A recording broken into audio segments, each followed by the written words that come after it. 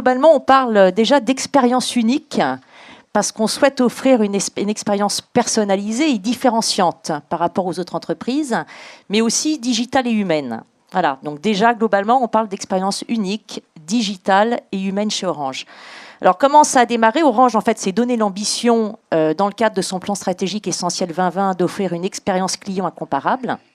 Et on a eu la conviction que pour garantir cette expérience client, il fallait effectivement proposer une expérience salariée unique. Donc, on est bien parti du concept de la symétrie des attentions. Donc, on a décidé de lancer un programme dédié il y a un peu plus d'un an pour en fait accélérer les actions d'amélioration de l'expérience salariée. On s'est dit donc que l'expérience salariée, c'est l'ensemble des interactions que vit le salarié au sein de l'entreprise, dans l'ensemble donc de son parcours professionnel et dans son quotidien. Voilà, on va y revenir. On a défini des moments d'enchantement, enfin des moments clés dans son parcours de tous les jours et dans son quotidien de travail. Ce qui est important, c'est que cette expérience s'inscrit aussi, elle est liée à la promesse d'Orange, employeur digital et humain, d'accord, à la nouvelle promesse du groupe. Et en fait, on est l'incarnation de cette promesse, quelque part, la promesse en action. Parce que l'expérience salariée, quand on dit effectivement je suis un employeur digital et humain, il faut qu'en termes de preuves, et les preuves, l'expérience salariée, ça va être effectivement une des preuves de cette promesse en action. Il y a deux types de délivrables, globalement. Une offre de services, donc on parle de services internes aux salariés, ce sont tous les services délivrés par les fonctions support génériques, RH, secrétariat général, IT, immobilier, globalement. Et puis tout ce qui est posture relationnelle.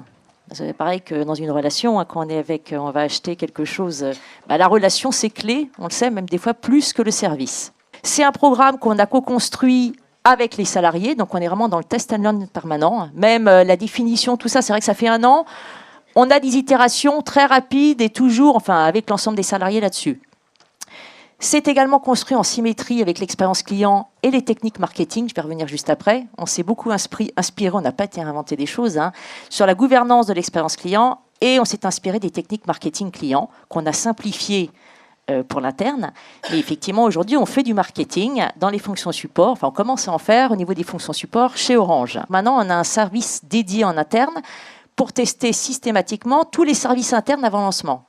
Donc, ça veut dire qu'on va écouter les salariés avant de lancer tout service. Donc, il y a des compétences au sein du groupe. Donc, on s'appuie sur cette équipe dédiée pour que les producteurs de services, l'idée, c'est pas que chacun dans son coin puisse voir, tiens, je vais aller écouter. Bon, on a quelque chose d'un peu plus industriel qu'on est en train de mettre en place. Et puis, c'est un programme monde. Donc, on a un correspondant expérience salariée ou un responsable du programme expérience salariée dans les 28 pays du groupe. Voilà, donc c'est aussi en train de se mettre en place dans les 28 pays du groupe avec une méthodologie et on les accompagne pour effectivement mettre en œuvre. Alors il y a des pays qui vont plus ou moins vite, mais effectivement c'est dans le cadre de notre plan essentiel 2020. Donc il faut que chacun aille à son rythme. Comme on a un parcours client, on a un parcours salarié, donc on a vraiment pensé parcours et remettre le salarié au centre. Donc ça a été toute la structuration de la démarche. Donc on a co-construit avec les salariés 16 moments, on va dire, essentiels ou clés.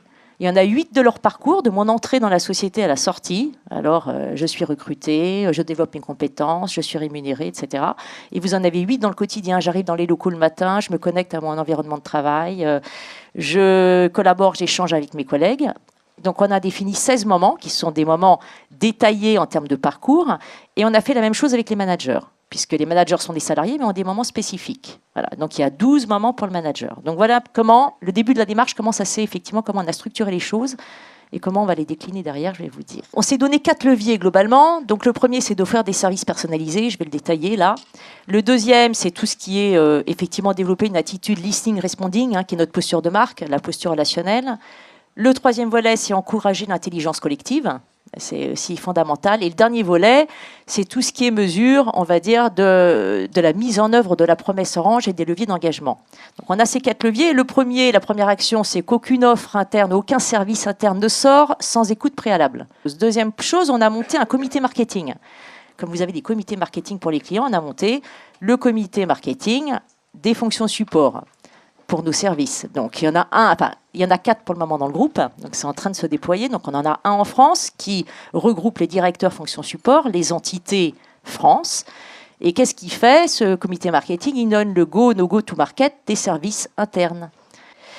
Le deuxième volet, c'est tout ce qui est posture. Donc là, 2 leviers, la formation, où on a effectivement tout ce qui est relations positives, empathie, listening, responding. Et un deuxième volet qui est le feedback, puisque ça a été identifié comme un chantier prioritaire. Le feedback entre le RH et le salarié, entre le manager et le salarié, entre salariés.